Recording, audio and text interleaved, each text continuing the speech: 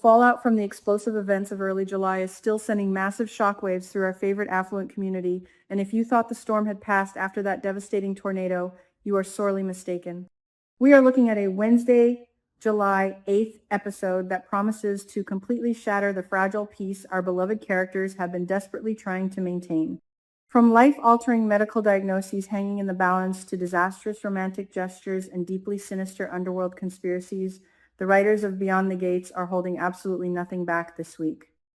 Let us unpack every single juicy detail, every hidden motive, and every impending disaster that is about to hit the screen. Let us start with the emotional anchor of the Dupree family, the formidable and deeply resilient Anita Dupree. For months, we have watched this fierce matriarch battle breast cancer with a level of grace, dignity, and tenacity that only Anita could muster. We all rejoiced alongside her and Vernon when Dr. Bauer initially delivered the news of her clear scans, a moment of pure euphoria that felt incredibly earned. However, the medical journey is rarely a straight line, and now the reality of her recent lumpectomy surgery is looming heavily over the entire family. The spoilers for Tuesday confirm that the agonizing waiting game is about to reach its terrifying climax.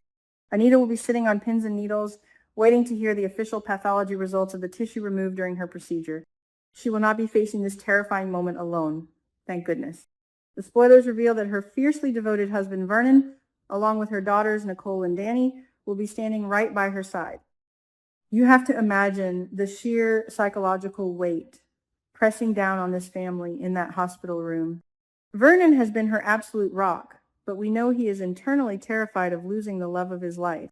Nicole is still reeling from the sheer trauma of watching her daughter Kat nearly die from surgical complications just days prior, making her hypersensitive to any medical news. And Danny? Danny is drowning in her own secret guilt over her elevator hookup with Bill, projecting all of her emotional instability onto her mother's situation. What is Dr. Bauer going to say when he finally walks through those doors? Will he deliver the definitive all clear that this family so desperately needs, or is a devastating setback about to rock the Dupree dynasty to its very core? Speaking of the Duprees, we absolutely have to talk about the catastrophic, cringe-inducing train wreck of a moment that occurred right in the middle of the Dupree mansion living room. Tomas Navarro, fueled by a near-death epiphany from the tornado and a desperate, almost suffocating need to lock down his future, decided that the perfect welcome home gift for Catherine "Cat" Richardson was a highly public marriage proposal.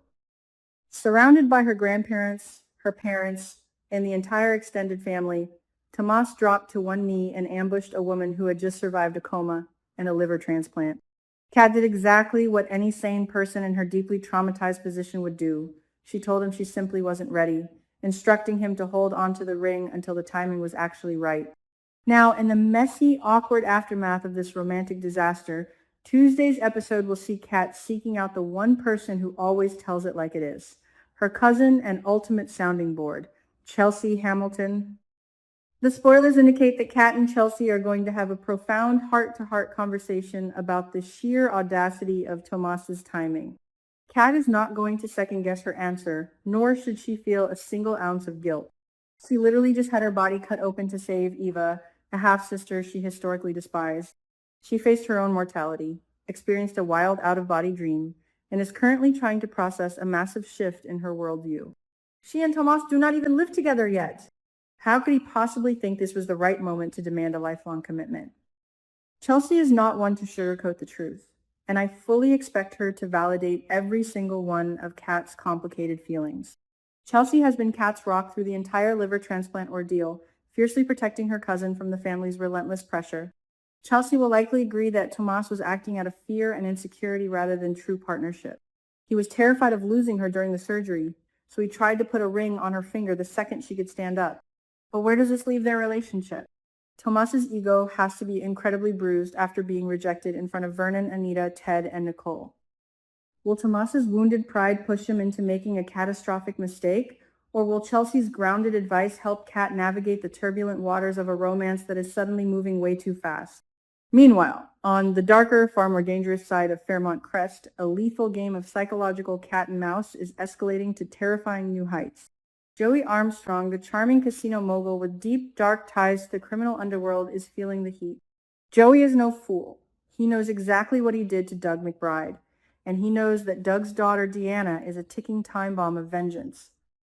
When Deanna suddenly dropped her hostile attitude and warmly suggested joining her mother Vanessa's real estate business, Joey immediately recognized the Trojan horse. He saw the cold, calculated hatred lingering behind Deanna's smile. He knows she is trying to infiltrate his inner circle to find the dirt that will bury him. So, what does a ruthless crime boss do when he is being hunted from within his own home? He sends in his sleaziest, most manipulative operative. The spoilers for Tuesday reveal that Deanna is about to have a reunion with an old friend, and all signs point directly to Randy Parker. During Monday's episode, Joey specifically ordered Randy to reconnect with Deanna, telling him that she needs to be on the job. This is where the narrative becomes absolutely intoxicating. Randy is going to approach Deanna, likely wrapping his arms around her in a fake display of affection, pretending to be a friendly face from the past. His true mission? To seduce, manipulate, and gather intelligence on exactly what Deanna is planning, all while reporting her every move back to Joey. It is a sinister, disgusting tactic, but it is exactly the kind of move Joey would employ to protect his empire. But is Deanna really that naive? We have to remember that Deanna recently had a vivid, haunting vision of her dead father, Doug, who explicitly told her that she was playing the game all wrong. Doug's ghost advised her to play nice, to support Vanessa, and to strike from the shadows. Deanna is operating on a completely different level of grief-fueled strategy now. When Randy comes sniffing around with his charming lies, will Deanna see right through him? Could she potentially turn the tables, feeding Randy false information to throw Joey off her scent? Or is Deanna walking directly into a deadly trap set by a man who has already proven he is capable of murder? Are we about to witness the ultimate betrayal? Or is the ghost of Doug McBride pulling the strings from beyond the grave to ensure his daughter's victory? Joey's intense paranoia isn't just affecting his enemies, it is bleeding directly into his romantic life with Vanessa McBride. Vanessa was so genuinely touched by Deanna's sudden desire to learn the real estate trade, completely oblivious to the venom and ulterior motives lurking beneath her daughter's newfound sweetness. Vanessa truly believes her family is healing. But Joey is taking absolutely no chances with his freedom or his illicit plasma ring connections. The July 8th teasers confirm that Joey is going to inform Vanessa about a sudden, unprompted change in their business arrangement. How is Joey going to spin this massive shift to the woman he just proposed to? He will likely frame it as a protective measure, a way to keep Vanessa's legitimate real estate firm completely separate from the stressful and complex finances of his casino operations. In reality, Joey is desperately building a massive firewall to ensure that when Deanna starts digging through Vanessa's files, she finds absolutely nothing that ties back to his underground money laundering or his sister Heather's criminal syndicate. But Vanessa is not a fool, even if she is blinded by love. If Joey suddenly cuts her out of the loop and drastically alters their financial partnership just as Deanna enters the picture, Vanessa is going to start asking questions. She has already expressed severe anxiety over Joey's dangerous lifestyle. Will this sudden business shift be the catalyst that finally opens Vanessa's eyes to the monster sharing her bed, or will she continue to justify his incredibly sketchy behavior?